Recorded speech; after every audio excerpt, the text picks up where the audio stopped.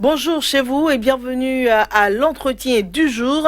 Aujourd'hui, nous allons nous intéresser une fois encore à la religion et par ailleurs aussi à la pandémie en cours actuellement à travers le monde. Pour en parler avec nous, Monsieur Justin Olaniyan, il est pasteur de l'Église universelle pour la restauration de la vision divine. Monsieur Justin Olaniyan, bonjour. Bonjour, madame. Et merci de répondre une fois encore à notre invitation. Merci beaucoup. Nous sommes là pour parler de célébration de la Pâque, au-delà de la perception classique. C'est votre regard. Voilà. Justement, pour vous, la Pâque, c'est quoi? La Pâque, c'est... d'une manière générale, la Pâque veut dire de la libération, de la délivrance, de la captivité à la délivrance. La Pâque veut dire de la captivité à la délivrance. Parce que quoi? Les enfants d'Israël, entre-temps, étaient allés en captivité parce que leur grand-père, Abraham, n'avait pas respecté les règles de sacrifice que Dieu lui avait imposées. Et au travers de cette faute, Dieu lui a promis que ses enfants iront en captivité. Donc, les enfants étaient effectivement allés en captivité, mais à un moment donné, par la grâce de Dieu, Dieu a décidé désormais de les faire revenir encore dans son adoration. Et avec Moïse, il a décidé de ramener son peuple à lui-même. Donc, la Pâque, pour la première fois, s'était observée sous la conduite de Moïse, qui a délivré le peuple d'Israël de l'Égypte pour l'adoration de Dieu sur la terre promise. Ça c'est la Pâque selon Justin Olaniyan. Ça, c'est la Pâque selon la Bible. Bon, le carême est en cours, le carême chrétien catholique est en cours et d'ailleurs tire vers sa fin. Et bientôt, la communauté chrétienne catholique va célébrer la Pâque, oui, qui est vue, du point de vue des catholiques, la célébration de la résurrection du Christ. Vous n'êtes pas, vous ne voyez pas les choses pas du tout, d'accord, parce que la Pâque est fêtée comment? La Pâque doit être célébrée quand? La Bible dit, dans le livre de Lévitique 23, versets 4 à 5, que la Pâque doit être célébrée le premier mois, le 14e jour du mois, entre les deux soirs, c'est-à-dire le soir, que c'est en ce temps-là, Dieu lui-même, qui est celui qui a décrété la Pâque, parce que c'est Dieu qui a sauvé le peuple d'Israël. Il a fixé un temps pour la Pâque. Il a dit le premier mois, le 14e jour du mois. Entre les deux soirs, il a encore précisé l'heure, que ce serait la Pâque, sa Pâque qui, au travers laquelle il délivre le peuple. La Pâque que nous avons observée depuis 2020 ans aujourd'hui, la Pâque de dimanche, mais c'est une Pâque mondaine, c'est une Pâque qui ne délivre pas l'homme en fait. Parce que, d'ailleurs, même quand vous parlez de carême, carême veut dire quoi? Moi-même, je paie mes fautes. Je jeûne, je me prive de manger. Ça veut dire que vous n'êtes pas d'accord que Jésus a fait 40 jours dans le désert? Jésus a jeûné. Oui. Il y a une différence entre jeûner et faire carême. Carême, c'est le sujet lui-même qui fait l'action. C'est le sujet lui-même qui se prive du manger et de boire dans l'intention de payer ses péchés. Ça là, ce n'est pas avec Dieu. Quand vous jeûnez, dans l'intention de vivre la passion avec le Christ. C'est pas la passion avec le Christ. Le carême, quand vous leur posez la question, ils vont vous le dire. Le carême veut dire, je jeûne, je me prive du manger et du boire pour payer. Pas forcément, il y a aussi les comportements. Oui, le comportement, normalement, quand vous êtes enfant de Dieu, il y a le comportement de tous les jours qui reflète normalement Dieu. Parce que l'enfant de Dieu est Dieu. L'enfant de Dieu est Dieu. Donc, le carême, Jésus n'a pas fait carême, Jésus a jeûné. La Bible a dit Jésus a jeûné. Et vous êtes d'accord qu'il a été dans le désert pendant 40 jours? Mais bien sûr, Jésus a été dans le désert pendant 40 jours. Il a jeûné pendant 40 jours, 40 nuits. Pour vous, ça a quelle importance? Mais le jeûne vous amène à descendre dans les profondeurs de Dieu. Parce que au temps de jeûne, vous vous privez du manger et du boire, mais pas dans l'intention de payer vos péchés. Non. Quand vous jeûnez, vous descendez dans les profondeurs de Dieu. Parce que dans le jeûne, vous êtes beaucoup plus concentré sur la parole de Dieu qu'au moment où vous êtes dans les loisirs un peu partout. Donc, le jeûne, la première importance, c'est quoi? C'est de se concentrer pour descendre dans les profondeurs de Dieu, pour descendre dans la parole de Dieu. C'est pourquoi, au temps de jeûne, il faut aller aussi aux enseignements presque tous les soirs. Donc c'est ça le jeûne. C'est ça. Donc je disais que la Pâque pour la première fois a été observée sous Moïse, mais aujourd'hui la Pâque que nous fêtons, c'est Jésus-Christ qui est venu nous délivrer par son sacrifice, par sa mort et sa résurrection. Donc la Pâque aujourd'hui, ce n'est plus la Pâque de la loi qui est fêtée sous Moïse, mais aujourd'hui c'est la Pâque de la grâce, parce que Jésus-Christ est le pain de vie qui est venu et qui nous donne la vie. Donc cette Pâque est célébrée le premier mois, le 14e jour, entre les deux soirs. C'est la Pâque de Dieu, c'est la Pâque de Jésus-Christ. La Pâque de dimanche que nous avons observée pendant des années jusqu'à aujourd'hui n'est pas la vraie Pâque de Dieu qui sauve l'homme, qui délivre l'homme.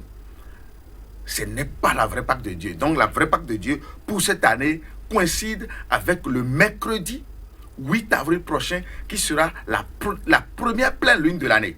Parce que l'année finit aujourd'hui, demain qui sera jeudi 26. Vous voulez bien dire les dates parce qu'on n'est pas en direct. Voilà, donc je dis que l'année finit aujourd'hui, qui est mercredi 25 mars. Demain, qui sera jeudi 26 mars, nous serons au premier jour du premier mois, qui est le mois de Nisan, et qui ouvre l'année. Donc demain, Dieu sera à sa nouvelle année, et lorsque vous rentrez dans la nouvelle année, vous comptez 14 jours, qui sera toujours tombé à la pleine lune de la première pleine lune de l'année, et que c'est en cette pleine lune que vous devez fêter la Pâque selon Lévitique 23 versets 4 à 5. C'est pour ça que vous parlez de vrai temps de Dieu. Oui, c'est pourquoi en décembre passé, je suis venu sur ce même plateau pour dénoncer c'est-à-dire ce montage que les Romains ont orchestré contre le monde chrétien. Mais on a l'impression que vous n'êtes pas nombreux à tenir ce langage. Vous devez être assez minoritaire là. Non, voilà, nous sommes minoritaires, mais nous sommes aujourd'hui sûrs que Dieu est avec nous. Parce que c'est mieux, je l'ai dit la fois passée, c'est mieux d'être donc minoritaire. tout le monde s'est trompé, mais il n'y a que vous qui voyez les choses. Mais les gens ont laissé la chose. La chose est dans la Bible, les gens l'ont laissé. Les gens ne veulent Ils sont pas allés prendre ce qu'ils observent aujourd'hui, c'est pas dans la Bible. Mais ce qui se fait aujourd'hui avec le monde chrétien n'est pas dans la Bible. Dieu n'a jamais dit que sa Pâque va tomber nécessairement sur dimanche. Je vais vous dire pourquoi la Pâque tombe toujours sur dimanche. Lorsque la Pâque de Dieu passe à la première pleine lune de l'année, parce que les Romains savent bien quand est-ce que l'année démarre et quand est-ce que l'année de Dieu finit. Donc ils laissent passer d'abord la Pâque de Dieu, c'est-à-dire à la première pleine lune de l'année, et le dimanche qui suit, ils mettent leur Pâque là. C'est pourquoi vous allez trouver la Pâque toujours tomber sur dimanche, tomber sur dimanche, tomber sur... Mais 1er janvier ne tombe pas toujours sur dimanche. Mais pourquoi la Pâque doit toujours tomber sur dimanche?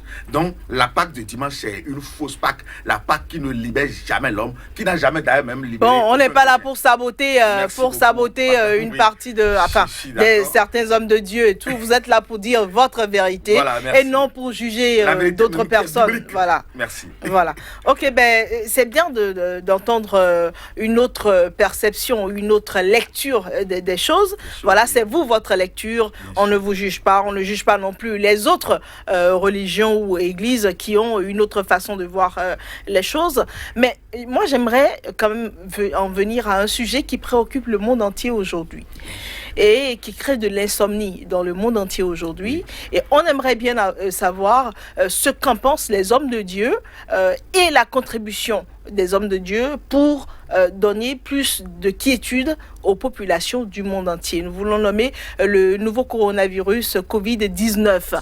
Alors justement, je ne crois même pas que le cœur des populations soit aujourd'hui à la célébration de la Pâque, mais c'est comment sauvegarder la santé, comment sauvegarder l'humanité. Alors déjà, à l'avènement de ce nouveau coronavirus, c'est quoi votre impression? Merci, madame.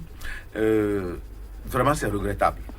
C'est regrettable parce que, je l'ai dit ici, lorsque vous n'êtes pas sur le fondement de Dieu, vous êtes voué à tous les maux.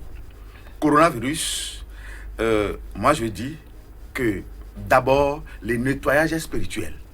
Vous voyez tout ce qui est mis autour là, toutes les précautions, toutes les mesures, on doit se laver les mains, c'est bien, je suis d'accord pour la propreté, pour le nettoyage, mais le nettoyage est d'abord spirituel. Lorsque spirituellement vous êtes sale, c'est-à-dire lorsque spirituellement vous n'êtes pas sain, si vous êtes dans l'idolâtrie, tous les maux. Vous êtes voué à tous les maux. Vous êtes voué à tous les maux. Je l'ai dit sur ce plateau. Et un pasteur est venu ici me contredire en disant que lui, 2020 est une nouvelle décennie pour lui. Je l'ai dit que la célébration de janvier, que c'est célébrer le fétiche Janus romain. Et ils ont dit non. Lorsque spirituellement, vous n'êtes pas saint, lorsque vous êtes pécheur, vous êtes voué à tout. Donc pour vous, c'est une punition, c'est ça? C'est une punition de Dieu. C'est une punition de Dieu. Nous devons faire quoi aujourd'hui? Nous devons revenir à Dieu en rejetant l'idolâtrie. C'est-à-dire quoi? En rejetant les habitudes sur le plan endogène, ce que nos parents nous ont donné comme adoration des fétiches. Nous devons rejeter ça et rejeter l'adoration des faux dieux que les Romains nous ont donnés. Lorsque nous allons revenir comme ça, Dieu va nous faire encore grâce. D'accord, mais aujourd'hui, il se fait que des millions de personnes meurent. Des milliers et des milliers de personnes meurent, des gens qui ne sont forcément pas sales. Tellement de gens tombent et tout. C'est quoi la solution? C'est quoi les pistes de solution que vous pourriez préconiser en tant qu'homme de Dieu aujourd'hui? C'est-à-dire, on en est là. Le temps qu'on revienne, qu'on laisse l'idolâtrie, qu'on revienne, oui. Mais maintenant, là, pour sauver les personnes, qu'est-ce qu'il faut faire? Je vais en même temps dire à toute la population, à partir d'aujourd'hui soir, aujourd'hui, 25 mars, jusqu'à demain, 26 mars, de commencer par implorer la grâce de Dieu, de commencer par supplier Dieu, de commencer par demander la faveur de Dieu. Parce que je dis et je répète, c'est une punition de Dieu. Nous, de notre côté, nous qui sommes saints, nous qui ne sommes pas dans le système de janvier à décembre. Donc vous n'êtes pas sale du tout, vous êtes pur. Non. Vous êtes irréprochable. Tellement pur que coronavirus, Covid-19, lui-même sait qu'il ne peut jamais attaquer les saints. Là, vous ne tombez jamais malade. Vous êtes épargné de tout mal. Le mal qui sévit le monde aujourd'hui n'est pas visible, n'est pas vu. Avec tout ce que ce monde connaît. Mais Dieu a confus, il a confus tous les sages. Le mal n'est pas vu. Ça veut dire que ce qui n'est pas vu est spirituel. Donc par rapport à ça, nous devons chercher aussi la solution dans le spirituel. Nous devons aller devant Dieu pour lui demander de nous faire grâce. En lui promettant que nous allons revenir de l'idolâtrie que les Romains nous ont donnée. Parce que, par exemple, c'est ce qu'on a retiré du monde chrétien, le calendrier de Dieu, le voici. C'est ce qu'on a retiré du monde chrétien. Ça, c'est vous qui l'avez confessionné. Bien sûr, et c'est dans la Bible. On espère que vous allez révolutionner le monde. Bien sûr. Monsieur Justin Olaniyan. Je rappelle, vous êtes pasteur de l'Église universelle pour la restauration de la vision divine. Oui. Merci d'avoir accepté de répondre à nos questions une fois encore. Allez, on se dit à la prochaine. C'est la fin de votre entretien. À bientôt.